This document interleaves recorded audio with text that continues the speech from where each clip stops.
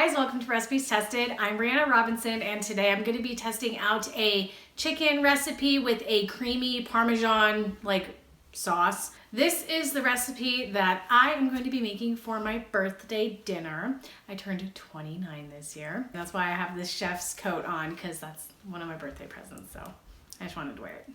And so I thought, what better than to just stay in, eat better food than going out, and have a delicious dinner. So the recipe that I will be using will be down in the bottom description below. So after this video, if you want to go make it, go there, check it out, and let me know what you think. But throughout this video, I'm going to be showing you the process of how the recipe is made based on the written instructions. And then at the end of the video, I will give a review and let you know if it's love at first bite. So if you want to see how this recipe turns out, just keep watching and I'll get testing. First, I got going on slicing 2 pieces of pretty big chicken breasts in half. The recipe calls for 4 6-ounce chickens, but these were pretty massive. So after I trimmed them and stuff, I went and seasoned them with salt and freshly ground black pepper, only the best. And then I eyeballed, I don't know, like a half a teaspoon of Italian seasoning. And then I went to my pan with high sides and heated up some olive oil on pretty high heat. You're wanting to just color these on both sides. So once all of my chicken breast pieces were in there seasoned side down, I went ahead and re-seasoned them with some more salt, black pepper, and Italian seasoning. And you're really just trying to get color on these. They don't have to cook through. Ideally, they won't, so they don't dry out. But once they got some color on them, I did end up cranking up the heat some more to get a little bit more color on them, because that's going to add a lot of flavor to the sauce that we're going to make in just a second. So I went and flipped them over again to get the first side just a touch more color, and then I removed them to a plate, added a tiny touch more olive oil, and then put in some veggies that I cut up. And this is a little bit of orange bell pepper and a red bell pepper and some onions, and I went ahead and cooked that down basically until everything was super soft. And then I added in my garlic. The recipe says to throw the garlic in when you do the rest of the veggies, but I'm always so paranoid about my garlic burning, so I do it last. And then I added my chicken pieces back into my pan.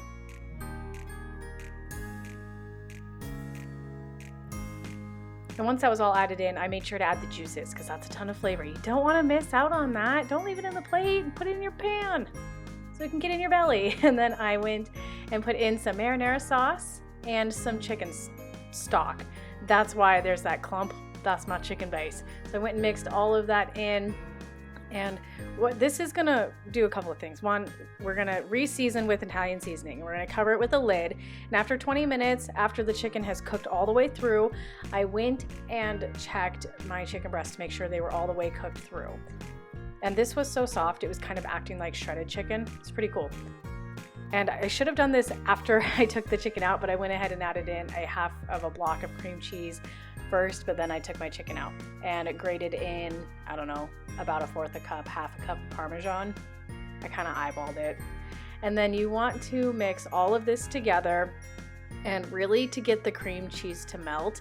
My cream cheese was already at room temperature, but it didn't really want to melt. This probably took like 10-15 minutes, and it looks weird until it melts, but once it all melts, it looks fantastic. So just keep at it. I promise you the cheese will eventually melt. But then I added in some freshly chopped parsley, and I re-seasoned with some more of that black pepper and some salt. And then I went and plated it up. So I got my chicken on my plate with that yummy sauce and topped it with a lot more parsley, because it's my favorite, and some more Parmesan, and this is what it looks like when it's all done. This smells so good, but I'm gonna give it a taste and let you know if it's love at first bite. Gotta get some pepper. Parsley. Some of that sauce. Oh, it smells so creamy and tomatoey.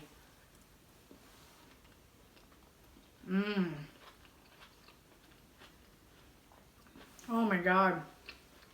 This reminds me a lot of that tomato basil mascarpone recipe that I made. I'll link that up here if you want to go check that out. But this is like a very luxuriously flavored like pink sauce. It's like a mixture of red sauce and like a white sauce. The cream cheese is so creamy and it just adds this like velvet with the tomatoes, and it really makes it not acidic, which I know is a thing for me. I don't know, but this tastes really good. You ever have like a cream recipe that is almost like so creamy and rich that you can't really taste any of the flavors of the seasonings that you put in? That's not the case with this. It's completely the opposite. Everything is very balanced. It's got a ton of flavors from the seasoning, but everything is just really cohesive, and I really like this. And I'm glad that I decided to make this for my birthday, because this is a killer dish. I rate this, I mean, it's a one-pot dish. It's delicious.